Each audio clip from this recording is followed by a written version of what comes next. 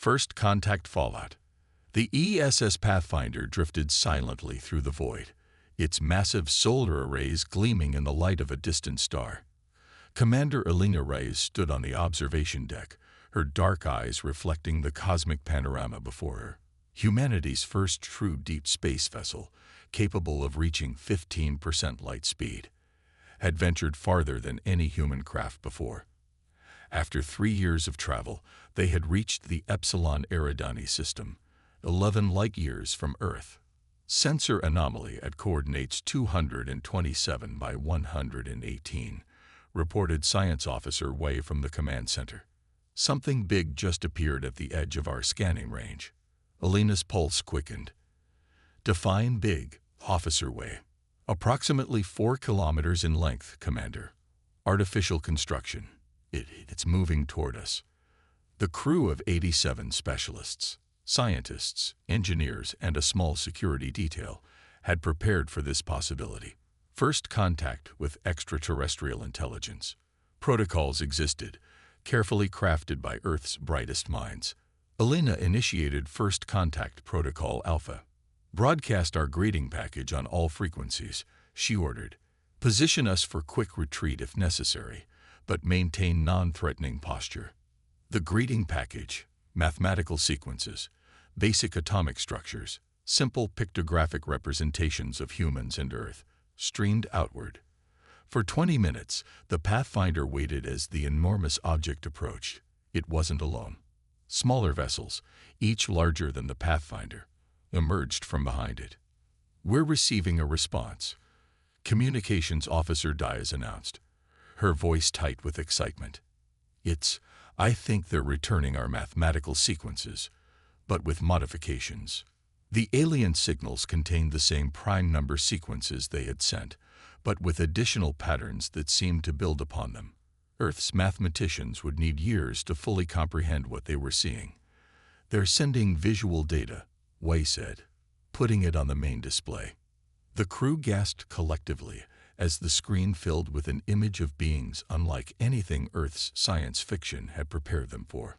Multi-limbed creatures with reflective, segmented exoskeletons stood in what appeared to be a command center.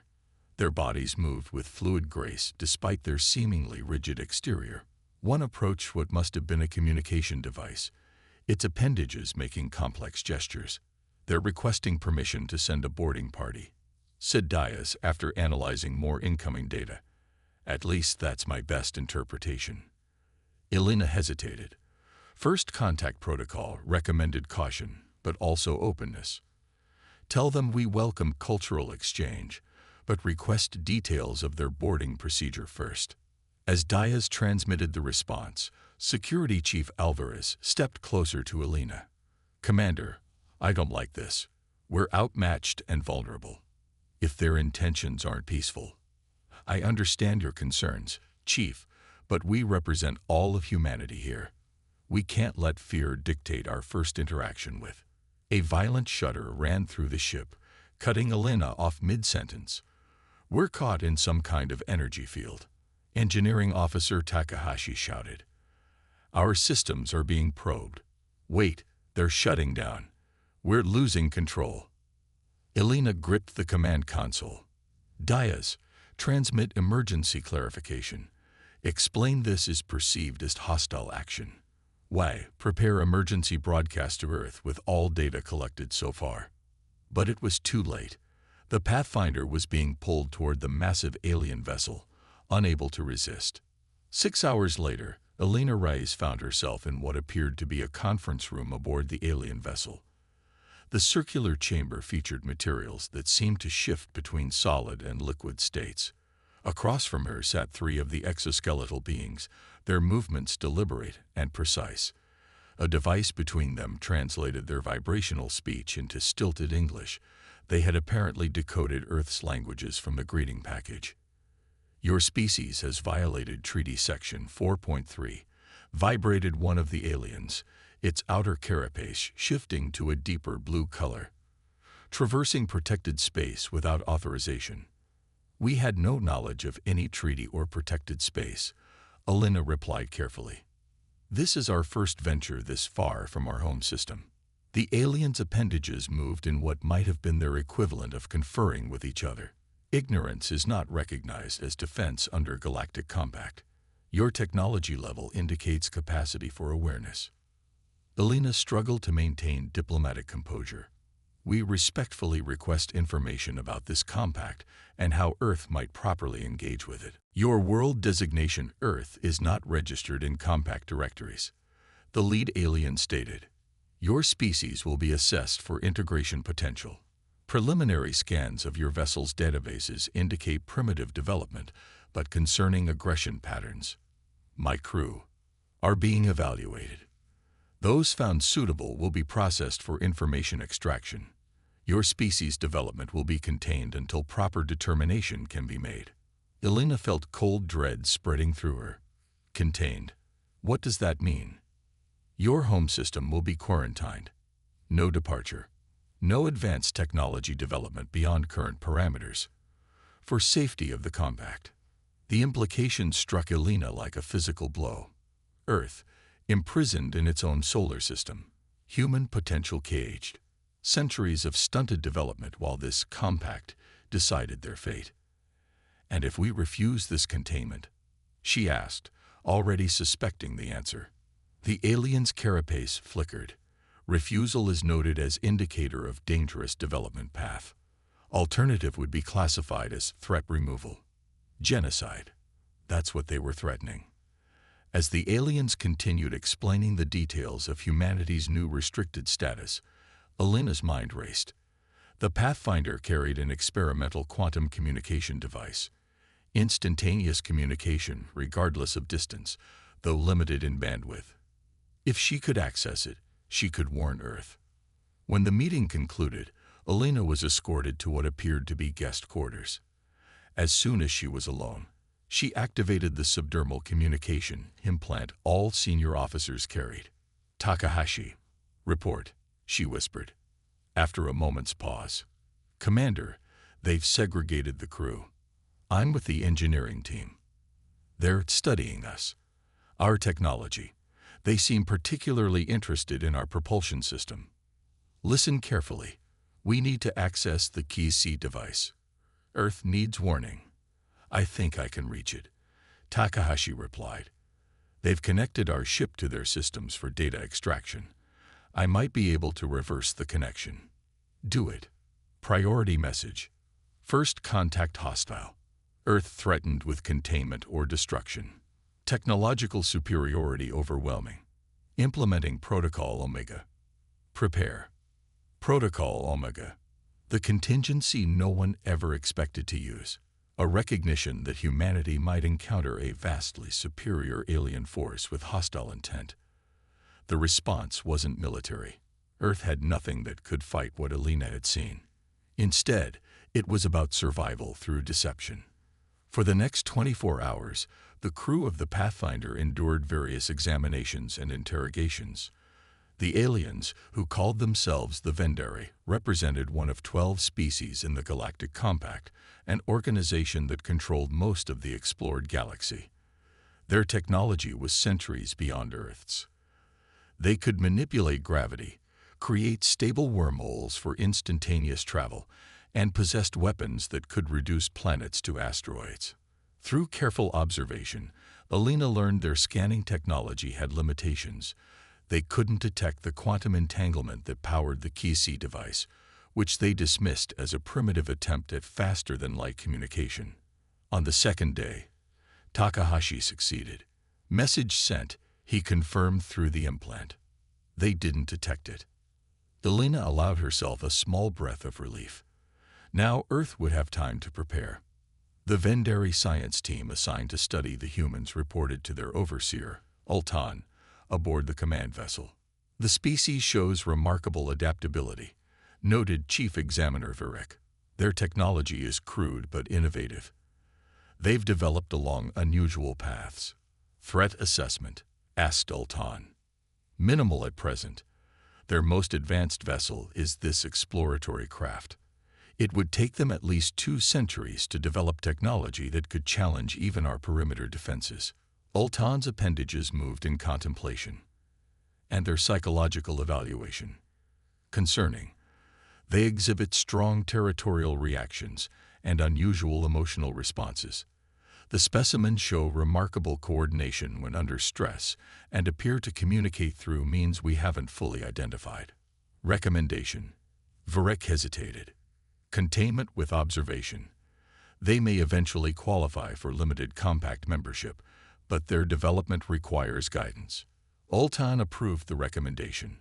The containment fleet would depart for Earth immediately, while the Pathfinder crew would be relocated to a research facility for further study. They had no way of knowing that Elena's message had already reached Earth, or what it would unleash. The fleet commander responded. Unknown, Overseer. We found fragments of communication suggesting the humans encountered another species before we found them. One unknown to the compact. The conflict appears to have been apocalyptic. Survivors. None detected in system. We found evidence of desperate evacuation attempts, but most appear to have failed. If any humans escaped, they would be refugees with minimal technology. Ultan processed this information with growing unease. An unknown species powerful enough to destroy a planet, not part of the compact. This required immediate council attention. Maintain surveillance of the system, Ultan ordered. Search for any survivors. We need to understand what happened here. The Vendari never imagined that everything they were seeing was an elaborate deception, humanity's first and greatest magic trick. The human solution.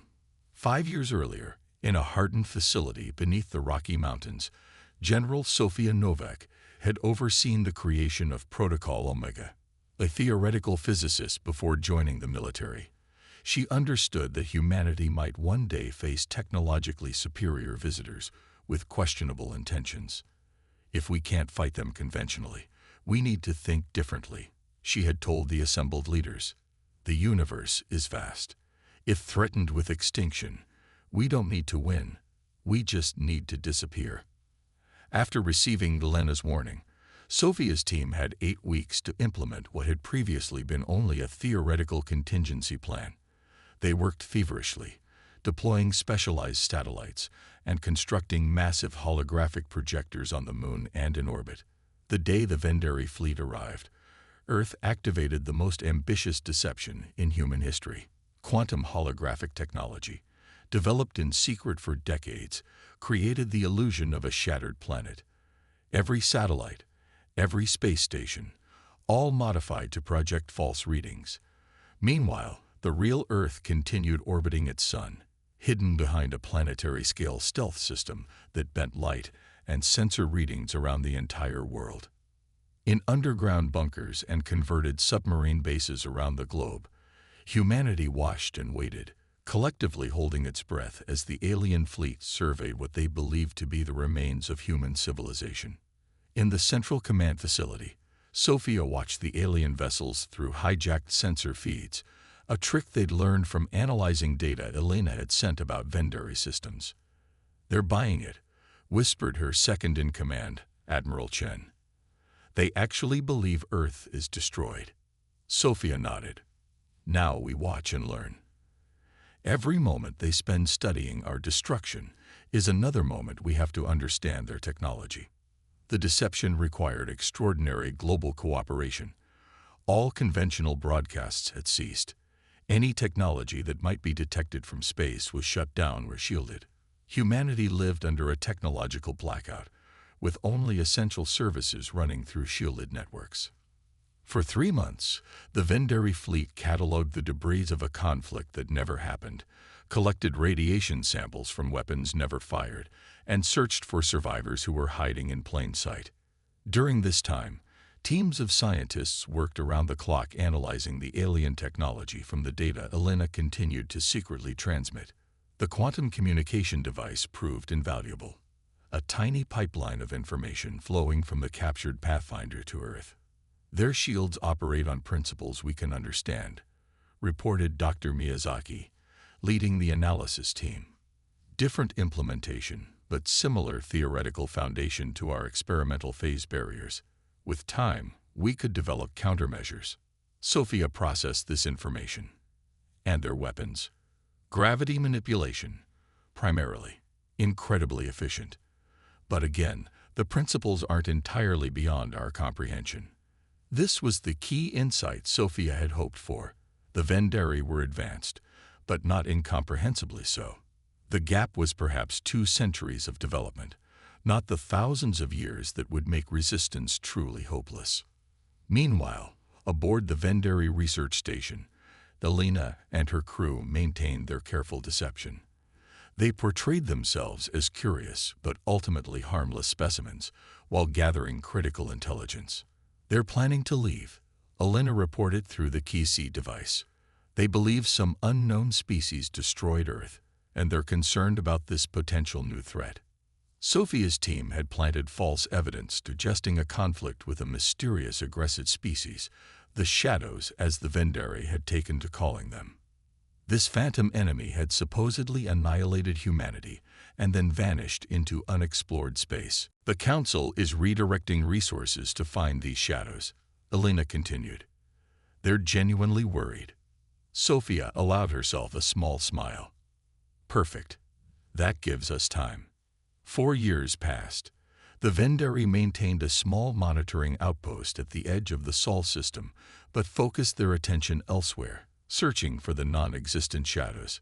Meanwhile, Earth rebuilt itself in secrecy. Underground factories produced new technologies based on Vendari principles. The quantum communication network expanded. Abandoned asteroid bases in the outer system were quietly reactivated, hidden from Vendari sensors. On the 5th anniversary of the destruction of Earth, Sophia Novak stood before the United Earth Council. Phase 1 of Protocol Omega has succeeded beyond our expectations, she reported. The Vendari and their compact believe humanity is extinct. Now we must decide on Phase 2. The options were clear. Continue hiding, perhaps for generations, until humanity could match Vendari technology, or reveal themselves and attempt diplomatic contact from a position of greater knowledge. The decision came from an unexpected quarter. The Pathfinder crew, still captive but now afforded greater freedoms due to their perceived harmlessness, had made a discovery. The compact isn't as unified as they pretend, Elena reported. Several member species chafe under Vendari dominance. There's particular tension with the Novan Collective. They joined the compact recently and have technologies that approach Vendari capabilities. This information changed the strategic calculus entirely. If the compact had internal divisions, humanity might find allies. Sophia presented a bold new plan to the Council.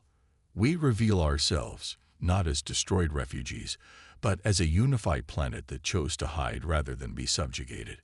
We approached the Novan Collective first, offering them our unique technologies in exchange for partnership. What unique technologies? Asked a skeptical counselor. We're still centuries behind the Vendari. Deception, Sophia replied simply.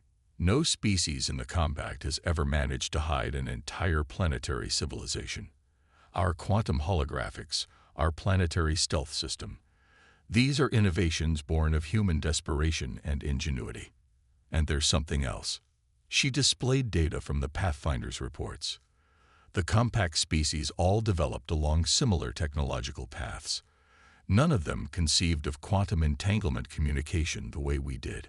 Our Key-C network is completely invisible to their sensors because they never thought to look for it. The plan was approved. Earth would remain hidden, but representatives would travel in stealth vessels to Novan space, making contact through carefully established channels. 6 months later, a Novan diplomatic vessel entered the Sol system under the pretense of routine surveys. Instead of finding only the small Vendari outpost, they encountered a human delegation waiting beyond Vendari sensor range. The Novans were initially shocked, then intrigued by humanity's audacious deception. After tense negotiations, an alliance was formed. The Novans would help introduce humanity to the wider compact as a newly discovered species, concealing the truth of the 5-year deception. When the holographic shroud finally deactivated, revealing an intact Earth to the astonished Vendari monitors, the message was clear. Humanity would not be contained. In the compact council chambers, Elton faced uncomfortable questions about how an entire planet had hidden itself for years, and how the Vendari had been so thoroughly deceived by the phantom shadows. Elena Reyes, now Earth's ambassador to the compact, stood before the council with quiet confidence. My species has spent its history learning to survive against overwhelming odds. When faced with extinction or containment, we chose a third option. We opted to hide and learn, rather than fight a war we couldn't win. She paused, letting her words sink in. Humanity doesn't seek conflict with the compact. We ask only for the freedom to develop on our own terms, and the opportunity to contribute our unique perspective to this galactic community.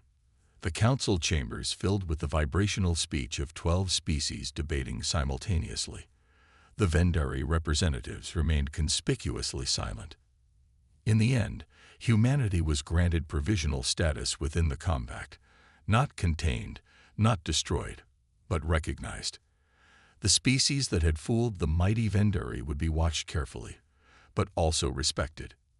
As Elena left the council chambers, Elton approached her. Your deception was impressive, the Vendari admitted. No species has ever challenged our assumptions so effectively. Elena nodded politely. Perhaps that's something your compact needs, a species that thinks differently. Elton's carapace shifted colors, and what Elena had learned was contemplation. Perhaps, or perhaps you represent something more dangerous than we initially assessed. That, Elena replied with a small smile, is entirely up to how you choose to engage with us moving forward. As they parted ways, both knew this was merely the beginning of humanity's journey among the stars, a journey that had started with the greatest magic trick ever performed, making an entire world disappear.